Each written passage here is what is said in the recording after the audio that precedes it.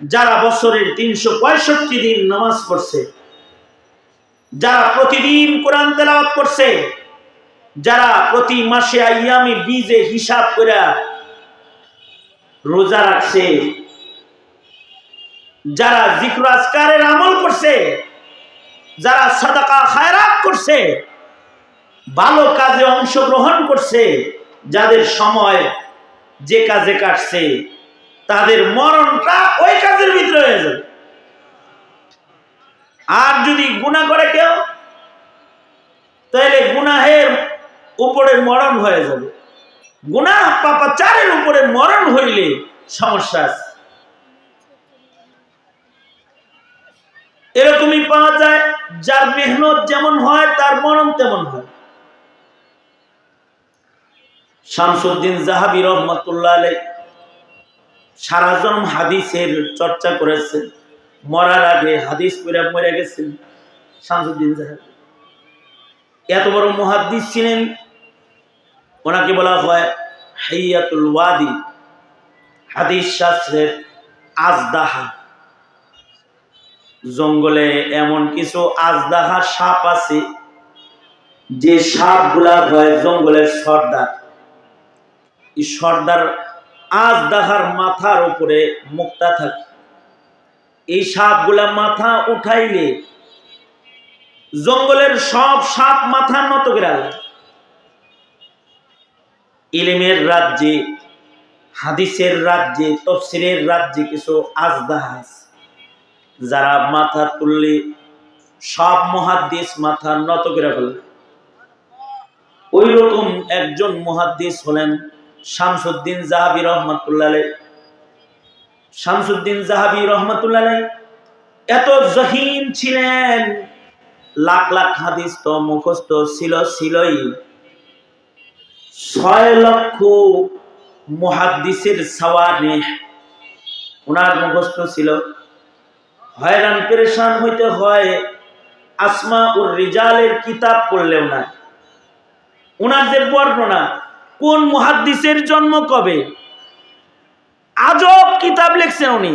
কোন দিন ধরছেন যে আজকে এত তারিখ জুমাবার, এত তারিখে কতজন মুহাদ্দিস জমিনে মারা গেছে, সব ওনার মুখস্থ। এত তারিখে জমিনে কতজন মুহাদ্দিস জন্মগ্রহণ করছে, তা ওনার মুখস্থ। প্রত্যেকটা দিনে দিনে কত মুহাদ্দিস জন্মাইছে আর কত মুহাদ্দিস মারা গেছে, সব জন্ম মৃত্যু সহ উনি সাওয়ানিহ বলতেন। কার আদালত কেমন ছিল, কে তার ব্যক্তি জীবনে কেমন ছিল, কার ইবাদত কেমন ছিল, সব বলতেন। হাদিস তো মুখস্থ আছে। মুহাদ্দিস, হাদিস বর্ণনাকারী রাবিদের সাওয়ানিহ, 6 লাখ রাবির সাওয়ানিহ ওনার মুখস্থ ছিল, জন্ম মৃত্যু সহ লক্ষ লক্ষ হাদিস মুখস্থ ছিল। ওনাকে বলা হয় হাদিস শাস্ত্রের আজদাহা। হাদিস শাস্ত্র নিয়ে সারা জন্ম মেহনত করেছেন। ঠিক যখন আজরাইল আইসা পড়ছে, তখন তিনি হাদিস পড়া শুরু করেছেন।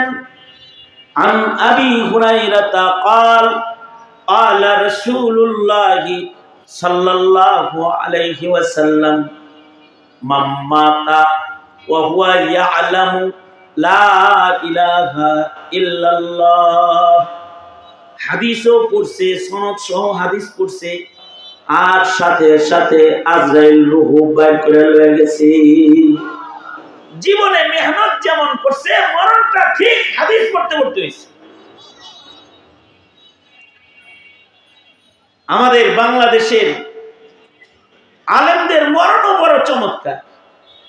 মুফতি ফজলুল্লাহ কামিনী রহমাতুল্লাহ আলাইহি বুখারী শরীফের ক্লাস কইরা বাইরে হইছে, বাইরে মরে গেছে।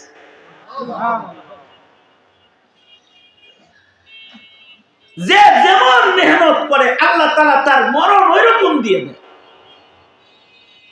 আমাদের হানাফি মাযহাবের ইমামে আবু ইউসুফ রহমাতুল্লাহ আলাইহি সারা জিন্দেগি ফিকহের গবেষণা করছেন, সারা জীবন ইলমি ফিকার গবেষণা করছেন। ঠিক যখন ওনার সাকারাত শুরু হয়েছে তখনও উনি ফিকহের মাসআলা বলতেছেন। কামা তাইশুনা তামুতুন, যার মেহনত যেমন তার মরণ তেমন। মৃত্যুর আগ মুহূর্তে উনি ছাত্রদেরকে জিজ্ঞেস করতেছেন, হেদায়ার হাসিয়াতেও কথাটা আছে। মৃত্যুর আগ মুহূর্তে উনি ওনার শাগরেদদেরকে জিজ্ঞাসা করতেছেন, এই হজের সফরে যা শয়তানরে যে কঙ্কর মারবা, কঙ্কর মারার নিয়ম কি? মরার আগে জিজ্ঞাইতেছে, হজের সফরে শয়তানরে কঙ্কর মারার নিয়ম কি? পায়দল মারবা নাকি সওয়ারিতে চৈরা মারবা? ছাত্ররা কেউ বলে পায়দল মারবো, কেউ বলে সওয়ারিতে মারবো। ইমামে আবু ইউসুফ রহমতুল্লাহ আলাইহি বললেন, না, 3 দিন শয়তানরে কঙ্কর মারতে হয়। 3 দিনের ভেতরে 2 দিন পায়ে হাইটা মারবা, 1 দিন সওয়ারিতে মারতে পারবে। যে রমির পরে রমি আছে ওইটা পায়ে হাইটা মারবা, অর্থাৎ তাবুত থেকে পায়ে হাইটা জামারাতে যাইবা, শয়তান মাইরা আবার পায়ে হাইটা তাবুতে আনবা। পরের দিন আবার কঙ্কর আছে, পায়ে হাইটা শয়তান মারতে যাইবা, পায়ে হাইটা তাবুতে আইবা। 2 দিন কঙ্কর মারার সুন্নত তরিকা হলো পায়দল মারা। আর শেষ দিন, যেহেতু শেষ দিনের পরে আর জামারাত নাই, শেষ দিন সওয়ারিতে চইরা সওয়ারিতে বয়া বয়া মাইরা চলে যাইতে পারবা। মানে ফিকহি একটা মাসআলা ছাত্রদেরকে শিখাইতেছেন।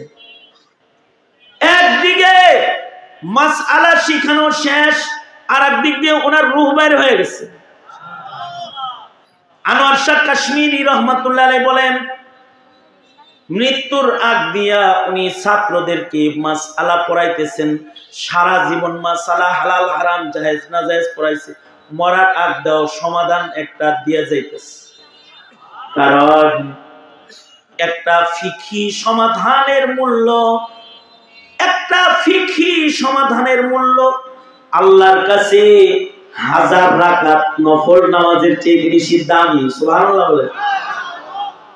1000 রাকাত নফল নামাজের চেয়ে একটা ফিকহি সমাধানের মূল্য আল্লাহর কাছে বেশি। এ কারণে মৃত্যুর আগে একটা মাসআলা পড়াইতেছেন, তার মানে হলো 1000 রাকাত নফল নামাজের চেয়ে বেশি সওয়াব এক মুহূর্তে মরার আগে কামাই করতেছেন। আর আজব মশলা ধরছে, শয়তান মারার মাসআলা পড়াইতেছে। আনোয়ার শাহ কাশ্মীরি বলে, মৃত্যুর সময় শয়তান ধোঁকা দিতে আসে। মুমিনের কাছে জান্নাত আসে, আবার শয়তানও ধোঁকা দিতে আসে।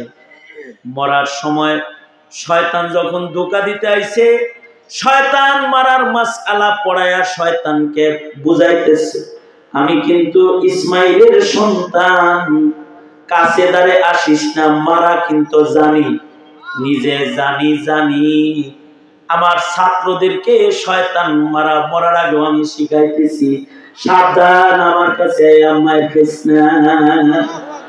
আনোয়ার শাহ কাশ্মীরি বলে, মরার আগ দিয়া মাসআলা পড়ায়া শয়তান তাড়াইতেছে। অর্থাৎ সারা জিন্দেগীর মেহনত যেমন, মরণটা এরকম। সারা জিন্দেগি মদ খাইছে, মদ খেয়েই মরছে। সারা জিন্দেগি গান গাইছে, গান গায়েই মরছে। সারা জিন্দেগি জুয়া খেলছে, জুয়া খেলতে যেই মরছে। সারা জিন্দেগি মানুষের উপরে জুলুম করছে, জুলুম করতে যাইই মরছে। ডাকাতি করছে, ডাকাতি করতে যাইই মরছে। চাঁদাবাজি করছে, চাঁদাবাজি করতে যাইই জনতার জুতার আঘাতে মারা গেছে। সারা জিন্দেগি নামাজ পড়ছে, মুসাল্লায় দাঁড়ায় মরে গেছে। কামা তাইশুনা তামুতুন। সুতরাং একটা বছর শেষ হয়েছে, আমি আপনাদেরকে এই যে এখন দোয়া কবুলের টাইম, এই কেবল যে সময়টা পার করতেছি এখন দোয়া কবুলের টাইম, যা দোয়া করবো সব কবুল। কি দোয়া করবেন? দুইটা দোয়া আমি শিখাই আপনাদের। যেহেতু ইয়াউমুল জুমআ, এখন দোয়া কবুলের সময়। এক নাম্বার দোয়াটা করবেন, আয় আল্লাহ জুমাবার, আজকে ইংরেজি বছরের শেষ জুমা, তোমার কাছে দোয়া করতেছি আমি যে বছরে গুনাহগুলা করছি ওইগুলা এখন তুমি আমারে মাফ করে দাও। এই কথাটা বলবেন আল্লাহর কাছে, আয় আল্লাহ তুমি আমার গুনাহ মাফ করে দাও। মাফ চাই আল্লাহর কাছে তওবা করবেন। শুধু যদি এই কথাটা এখন বলেন, এখন তো ডাইরেক্ট কানেকশন, এখন যদি বলেন আস্তাগফিরুল্লাহ, ওগো আল্লাহ এই বছরের সব গুনাহ থেকে তোমার কাছে মাফ চাই, এতটুকুন কথা যদি মুখ দিয়ে খালি উচ্চারণ করেন, তাহলে আল্লাহর রাসূল খবর দিয়েছেন কোরআন সুন্নাহর মাধ্যমে। আল্লাহর রাসূল বলেন, মহান আল্লাহ খুশি হইয়া বাম পাশের যত গুনাহ আছে এগুলোরে বাইর করে আমলনামাটা খালি বানায়া, গুনাহগুলাকে নেকি বানায়া আল্লাহর ডান পাশে ঢুকায়া দিবেন। উলাইকা ইউবাদদিলুল্লাহু সাইয়্যাতিহিম হাসানাত, গুনাহগুলারে বাইর করে নেকি বানায়া ডান পাশে ঢুকায়া দিবে। আর আল্লাহর রাসূল বলেন, যেই ফেরেশতায় গুনাহগুলা লিখছে তাদের মাথা থেকেও মহান আল্লাহ গুনাহগুলাকে মুইছা দিবে। তারা হাসরে আর বলতে হবে না, আল্লাহ ও এত তারিখে আকাম করছে, এত তারিখে গুনাহ করছে, এত তারিখে এটা করছে, এটা করছে, বলতে হবে না। এটা একটা কাজ, তওবা করুন, বলুন আস্তাগফিরুল্লাহ, একটা কাজ। দ্বিতীয় নাম্বার আর একটা কাজ হলো নিয়ত করা। নিয়ত করলে কি লাভ হবে? আল্লাহ নতুন বছর 2025 আগমন করতেছে, আল্লাহ আমি নিয়ত করতেছি আগামী বছর একটা নামাজ জামাত ছাড়া পড়বো না, তাকবীরুল্লাহ নষ্ট করবো না, একটা রাত তাহাজ্জুদ ছাড়া কাটাবো না, একদিন রাতের আওয়ামী মিস দিব না। নিয়ত করবেন একদিন ইশরাক কাজা করব না। এই আমলগুলা সবগুলার আমি নিয়ত করে আনাইলাম। আমলগুলা বছরের শেষ তারিখ পর্যন্ত, 26-এর 1 তারিখ পর্যন্ত আমলগুলা বাস্তবায়ন করার আগেই শুধু নিয়ত করার কারণে আল্লাহ তাআলা 1 বছরের ইবাদতগুলা আমলনামার ভেতরে আল্লাহ উঠায়া দিবেন। আর যদি এই 1 বছরের নিয়ত কেউ বাস্তবায়ন করে, মান জাআ বিল হাসানাতি ফালাহু আশরু আমসালিহ, যদি এই নেক কাজগুলা কেউ বাস্তবায়ন কইরা ফেলে তাহলে মহান আল্লাহ তাকে আরো 9 গুণ বাড়ায়া কমপক্ষে 10 গুণ সওয়াব দান করবে। সুবহানাল্লাহ বলেন। তাহলে আমাদের তওবা হবে পেছনের বছরের গুনাহ থেকে তওবা, আর ওয়াদা হবে আগামী 2025 হবে ইবাদতের। সুতরাং আমার আজকের আলোচনা যে যুবকগুলা শুনলা, তোমাদের 31st নাইট যেন জায়নামাজের উপরে কাটে, জায়নামাজের উপরে বসা অবস্থায় যেন কাটে। ইনশাআল্লাহ বলো, ইনশাআল্লাহ বলো। কোন অবস্থাতেই যেন গুনার ছোঁয়া বছরের শুরু শেষে এমন গুরুত্ব মুহূর্তে তোমাদের ভেতরে না আসে। স্মরণ রাখতে পারবা তো ইনশাআল্লাহ? কারা কারা? হ্যাঁ, এবার বলেন আমার সাথে, আস্তাগফিরুল্লাহ রাব্বি মিন কুল্লি যামব।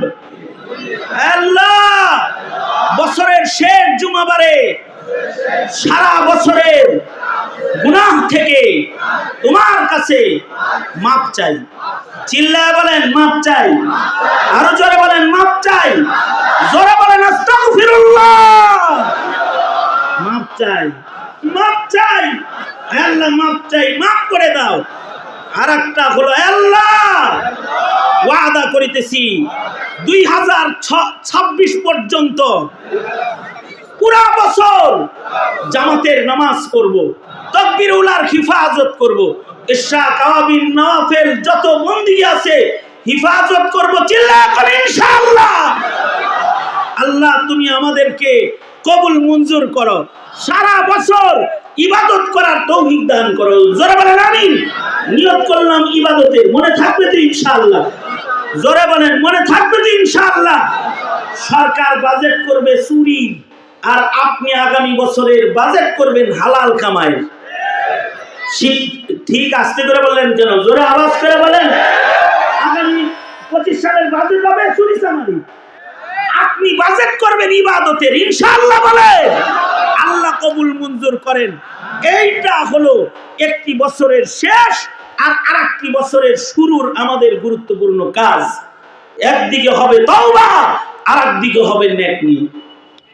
সুতরাং কোবাইলে মাগরিব দোয়া কবুল হয়, সবাই দোয়া করি আমাদের আল্লাহ মাফ করে দিক। আলহামদুলিল্লাহ রাব্বিল আলামিন, ওয়াসসালাতু ওয়াসসালামু আলা সাইয়্যিদিল আম্বিয়া ওয়াল মুরসালিন মুহাম্মাদিন ওয়া আলা আলিহি ওয়া আসহাবিহি আজমাইন। 2024 এর শেষ জুমাবার আল্লাহ কোবাইল আল মাগরিব দোয়া কবুল তোমার নবী বলছে। ইয়া আল্লাহ মজমায় বসে আলেমদের সাথে হাত পেতেছি, আল্লাহ তুমি মাফ করে দাও আল্লাহ। আয় রাব্বুল আলামিন, এ বছরে যত অপরাধ করেছি ক্ষমা করে দাও, এ বছরে যত ইবাদত করেছি কবুল করে নাও, ইবাদতের ভেতরে যত ভুল ত্রুটি করছি মাফ করে দাও। আগামীর 26 ইবাদতের বছর বানায় দাও, বিজয়ের বছর বানায় দাও। 2025 সাল আমাদের বিজয়ের সাল বানায় দাও আল্লাহ। 24 সাল যেমন আমাদেরকে জুলুম থেকে মুক্তি দান করেছে, ইয়া আল্লাহ 25 সাল ইসলামী হুকুমত কায়েমের সাল বানায় দাও আল্লাহ। রব্বুল আলামিন আমাদের সকলকে তুমি হিফাজত করো আল্লাহ। রব্বুল আলামিন আমাদের জিন্দেগি প্রতিটি রাত প্রতিটি দিন তোমার মর্জি মাফিক কাটাইবার তৌফিক দান করো। জামিয়াতুল ওয়ালিজাকে কবুল করো। মুতাওয়াল্লি সাহেব পাশে ঘুমায় রয়েছে, আল্লাহ ইয়াউমুল জুমাতে তোমার কাছে দরখাস্ত, আল্লাহ কবরটা জান্নাতের বাগান বানায় দাও আল্লাহ। তার সন্তান মাদ্রাসার কর্ণধার, রব্বুল আলামিন প্রাণ উজাড় করে মাদ্রাসার জন্য করে, আরো আবেগ ভরে মাদ্রাসার জন্য করার তৌফিক দান করো। মাদ্রাসার উপদেষ্টা মণ্ডলী যারা রয়েছে, যারা মাদ্রাসাকে দেখভাল করে, তাদের রিজকে হালালে বারাকা দাও আল্লাহ। আল্লাহ শিকদার ফ্যামিলি তথা আরো যত খায়ের খারা রয়েছে তাদের সকলের জিন্দেগিতে বারাকা দান করো।